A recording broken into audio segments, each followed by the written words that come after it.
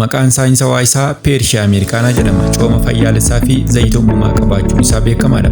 Uumamaan naannoo Meeksikoo gidduu galeessaa fi kibba yookiin Seentiraal and Saawus Meeksikoo akkasumas Gwaatimaalaatti argama. Qorannoon arkeoloojii akka agarsiisutti namoonni naannoo sanaa waggoota kuma hedduu dura yookiin gararraa waggaa 5,000 amma 8,000 dura mukicha kunuunsuu fi nyaataaf itti fayyadamuu akka jalqaban ni mul'isa.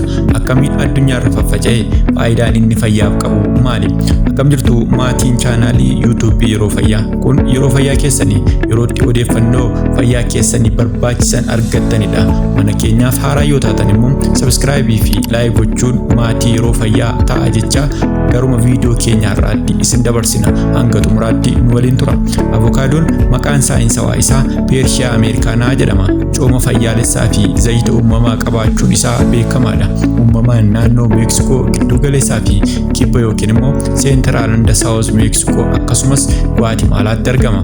Qorannoon arkeoloojii tokko akka agarsiisutti namoonni naannoo sanaa waggoota kuma hedduun dura gararraa waggaa 5,000 amma 8,000 dura mukicha kunuunsuu fi nyaataaf itti fayyadamuu akka jalqaban ni mul'isa. Akkamiin addunyaarra faffaca'uu danda'e? Bara kolonii duraa fi booda. Duraan mukti kun naannoo Ameerikaa giddu galeessa qofatti beekama ture. Garuu jaarraa 16ffaa keessa yeroo warri Awurooppaa yookiin Ispeenota gara Ameerikaatti naannoo Meeksikoo giddu galeessaa fi kibba yookiin immoo Seentiraal and Saawus Meeksikoo akkasumas Gwaatimaalaatti deeman faffaca'ee argame. Babal'ina addunyaa. Erga warraaqsi industirii fi babal'inni daldalaa uumamee biqiltoonni avokaadoo gara biyyoota qilleensa ho'aa fi isa giddu galeessaa yookiin subtropical and tropical regions qabanitti akka biqilaniif itti fufaa dhufan.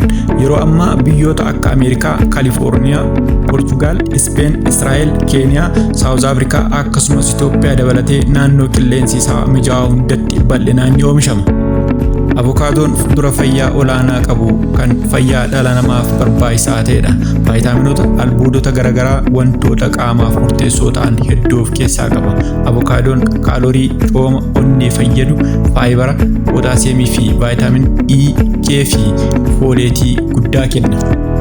Avokaadoon dandeettii qaamni dhibee dandamachuu dabaluu, bullaa'insa nyaataa fooyyessuuf, dhukkuba garaagaraa irraa ittisuuf, foolii badaa afaanii hir'isuu fi qaamota akka tiruu, onnee, kalee fi ija eeguuf gumaacha olaanaa qaba. Keessattuu avokaadoon fudura dhadhaa qofa osoo hin taane nyaata soorata baay'ee qabu nyaachuu dandeessan keessaa isa tokkodha. Faayidaalee avokaadoon fayyaa dhala namaaf kennu keessaa muraasa akka armaan gadii kanatti ilaaluu dandeenya. 1. Fayyaa onneef.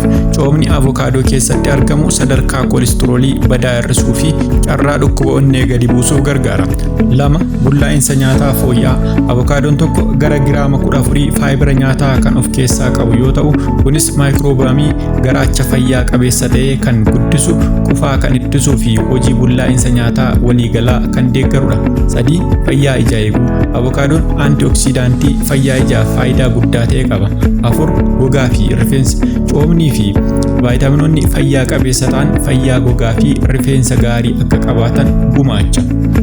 5. Fayyaa lafeef. Vaayitaamin K avokaadoo keessa jiru fayyaa lafeef barbaachisaadha. Qorannoon yeroo garaagaraa gaggeeffame akka mul'isutti avokaadoon tokko fooleetii %20, pootaasiyeemii %14, vaayitaamin K %26, vaayitaamin C %17, vaayitaamin B5 %14, vaayitaamin B6 %13, vaayitaamin A %10 of keessaa qaba. Dhiphinaa fi yaaddoo hamaa hir'isuu, tasgabbiin sammuu akka uumamu ni gargaara. Dubartoota ulfaa biratti rakkoo akka ol guuruu, haqqeeyamaa fi ulfa ba'uu ittisuu, daa'ima fayyaa qabu argamsiisuu kan tumsu ta'uu ragaan barruulee adda addaa irraa argame ni mul'isa.